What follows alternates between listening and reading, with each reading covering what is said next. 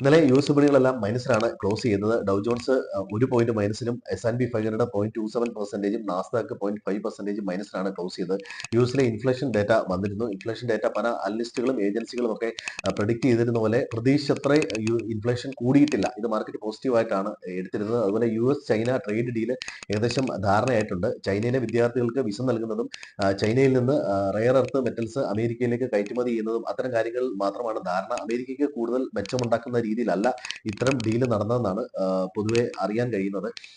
ഇത് പൊതുവെ അമേരിക്കൻ മാർക്കറ്റിന്റെ ആ ഒരു പോസിറ്റിവിറ്റി ഒന്ന് കുറച്ചിട്ടുണ്ട്. അതുപോലെ യു.എസ് ഇറാൻ ആണവ ചർച്ച പരാജയപ്പെടുന്നു എന്നാണ് കാണിക്കുന്നത്. ഇത് മിഡിൽ ഈസ്റ്റിൽ കൂടുതൽ സംഘർഷങ്ങൾക്ക് ഇടയാക്കുന്നുണ്ട്.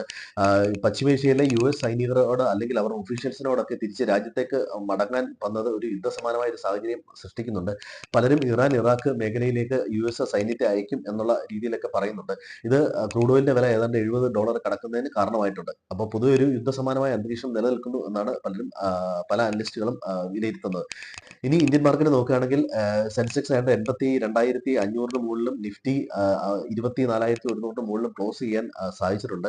ഓപ്പണിംഗിൽ നല്ല പോസിറ്റിവിറ്റി മിഡ് ക്യാപ്പിലും സ്മോൾ ക്യാപ്പിലും കണ്ടെങ്കിലും ഒരു പ്രോഫിറ്റ് ബുക്കിംഗ് ഉണ്ട് എന്ന് വേണം മനസ്സിലാക്കുക. IT, ഓയിൽ ആൻഡ് ഗ്യാസ് മേഖലകളാണ് നല്ല രീതിയിൽ പോസിറ്റീവ് ആയിരുന്നത്. അതുപോലെ ബാങ്കിങ് ധനകാര്യ മേഖലകളൊക്കെ നെഗറ്റീവായിട്ടും ക്ലോസ് ചെയ്തു. ഇന്ത്യൻ മാർക്കറ്റിനെ സംബന്ധിച്ചിടത്തോളം ഇന്ന് ഇൻഫ്ലേഷൻ ഡേറ്റ വരാനുണ്ട്. ഇൻഫ്ലേഷൻ ഡേറ്റ കുറഞ്ഞതായിട്ടാണ് പല ഏജൻസികളും പ്രെഡിക്റ്റ് ചെയ്യുന്നത്. ഇന്ന് വരാനിരിക്കുന്ന മറ്റ് പ്രധാനപ്പെട്ട ഡേറ്റകൾ ഇന്ത്യയിലെ IIP ഡേറ്റയാണ് വരാനിരിക്കുന്നത്. മറ്റൊന്ന് യു.എസിലെ ജോബ് ഡേറ്റയും അതുപോലെ ഹോൾസെയിൽ ഇൻഫ്ലേഷൻ ഡേറ്റയും ഇന്ന് വരാനുണ്ട്. ഇനി നമ്മൾ എഫ് പൊസിഷൻ നോക്കുകയാണെങ്കിൽ എഫ് പ്രോ ട്രേഡേഴ്സ് അവരുടെ വീണ്ടും ബുള്ളിഷ് ആയിട്ടുള്ള പൊസിഷൻസ് എടുക്കുന്നു എന്ന് വേണം ഓപ്ഷൻസ് ഡേറ്റയിൽ നിന്ന് മനസ്സിലാക്കാൻ. അതുപോലെ റീറ്റെയിൽ ട്രേഡേഴ്സ് ബെയറിഷ് ആയിട്ട് നിൽക്കുന്നു. ഫോറിൻ ഇൻസ്റ്റിറ്റ്യൂഷൻസ് അവരുടെ ബെയറിഷ് പൊസിഷൻ കുറച്ചിട്ടുണ്ട്. FIs ഇപ്പോഴും ഫ്യൂച്ചേഴ്സിൽ ഷോർട്ട് പൊസിഷനിൽ തന്നെയാണ് ഇപ്പോഴും നിൽക്കുന്നത്.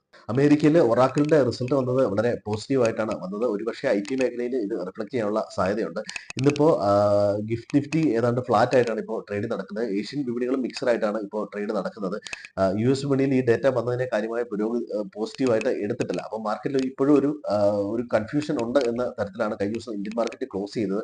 അപ്പോൾ സ്റ്റോക്ക് സ്പെസിഫിക് ആയിട്ട് മാത്രം ട്രേഡ് ചെയ്യുക. എല്ലാവർക്കും നല്ലൊരു ട്രേഡിംഗിന് ആശംസിക്കുന്നു. Thank you.